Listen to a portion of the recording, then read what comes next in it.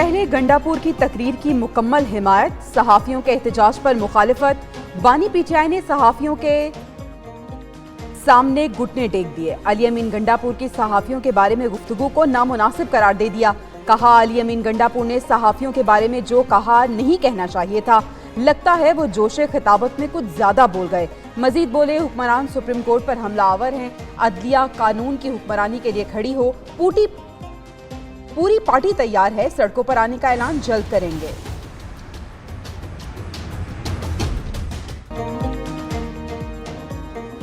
पहले production order, अब खाने का ऑर्डर। जेल के फेरे से बचने के लिए पार्लियामेंट में डेरे। गिरफ्तार अरकान का वापसी से गुरेज। इजलास के बाद सजाली खाने की मेज। प्रोडक्शन ऑर्डर पर लाए गए 10 अरकान कौमी असम्बली इजलास में शरीक हुए। स्पीकर से मुलाकात और तहफ़्फ़ुज़ात का भी इजहार किया। असम्बली कार्रवाई चलाने के लिए कायम कमेटी का भी इजलास हुआ। हुकूमती और अपोजिशन अरकान की शिरकत। उधर गिरफ्तार MNAs को इस्लामाबाद हाई कोर्ट से आर्जी रिलीफ मिल गया।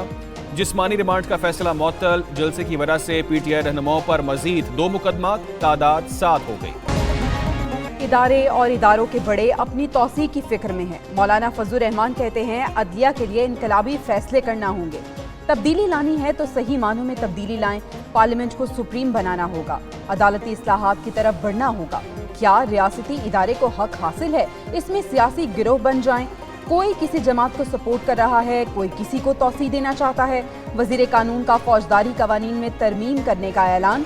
आजम नजीर तारड़ बोले, पार्लियामान का पहला काम कानून साजी है।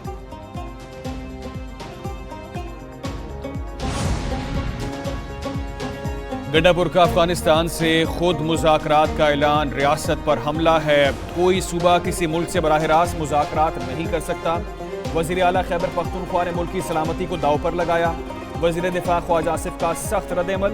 असद कैसर ने गंडापुर के अफगानिस्तान से मुज़ाकरात के बयान की हिमायत कर दी। बोले, वज़ीर आला खैबर पख्तूनख्वा का अफगानिस्तान से बात करने का बयान बिल्कुल दुरुस्त और PTI का फैसला।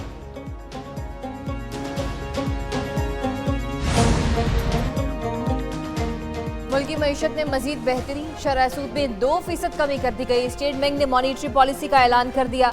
शरह सूद में 220 पॉइंट्स की कमी से 17.5% मुक़र्रर। स्टेट बैंक के मुताबिक महंगाई की शरह मुसलसल कमी से 34 माह की कम तरीन सतह पर आ गई। अगस्त में महंगाई की शरह 9.64% पर आ गई। करंट अकाउंट खसारे और तजारती खसारे में भी कमी। FPCCI ने शरह सूद में 2% कमी को नाकाफी करार दी। दुआ है शरह सूद महंगाई की तरह सिंगल डिजिट पर आ जाए।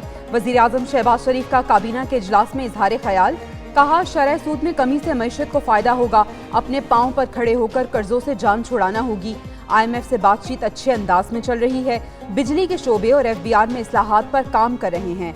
दूसरी जानिब महसूलात का शॉर्टफॉल बढ़ने के खदशे पर मिनी बजट लाए जाने का भी इम्कान।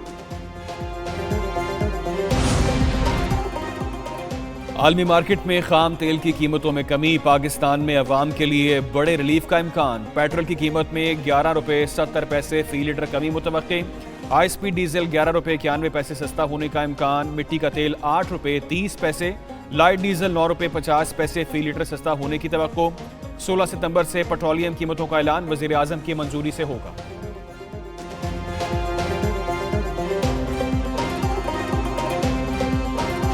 बानी PTI की नैब तरामीम से फायदा उठाने की कोशिश नाकाम हो गई। 190 मिलियन पाउंड रेफरेंस बानी PTI की बरियत की दरखास्त मुस्तरद कर दी गई। अदालत का वकला सफाई को कल नैब तफ्तीशी अफसर पर जरा करने का हुक्म।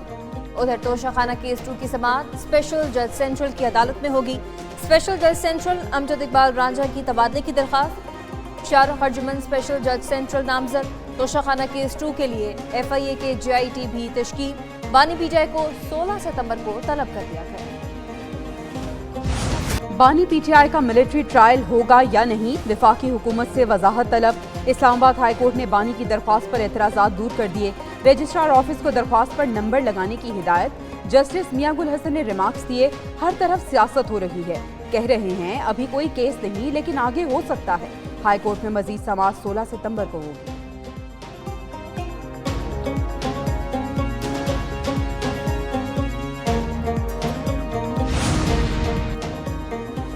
पार्लियामेंट से अरकान की गिरफ्तारी, सेनेट में मुजम्मती करारदाद पेश। करारदाद ऑपोजिशन लीडर शिबली फराज ने पेश की। करारदाद में कहा गया 10 अरकान कौमी असम्बली को पार्लियामेंट से गिरफ्तार करने वालों के खिलाफ कार्रवाई की जाए। नून लीग के सेनेटर इरफान सिद्दीकी ने कहा 2 रोज कबल पार्लियामेंट में जो वाकया पेश आया उसकी मुजम्मत करते हैं। स्पीकर ने इन वाकयात की तहकीकात का हुक्म दिया है। साबिक दौर में इन्हें 75 साल की उम्र में हथकड़ी लगाकर खड़ा किया गया। काश उस वक्त भी कोई आवाज उठाता तो आज इसकी नौबत न आती।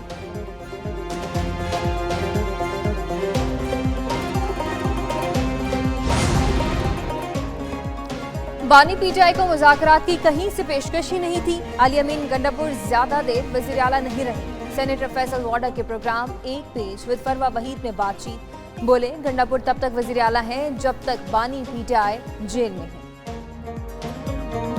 बानी चेयरमैन को इनकी हकीकत मालूम हो जाए तो ओहदे से हटा देंगे।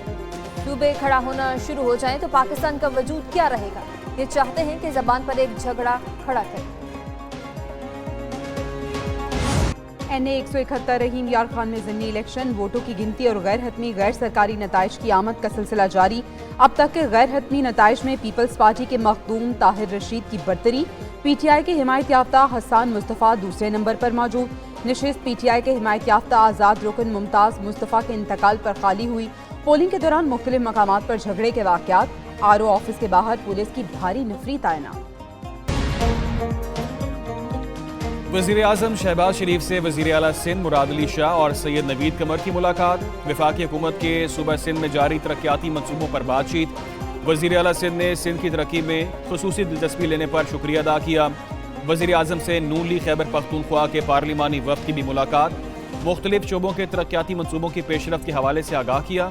उधर वज़ीर आला सिंध की वज़ीर आज़म से मुलाकात के बाद सदर मुमलिकत से भी मुलाकात।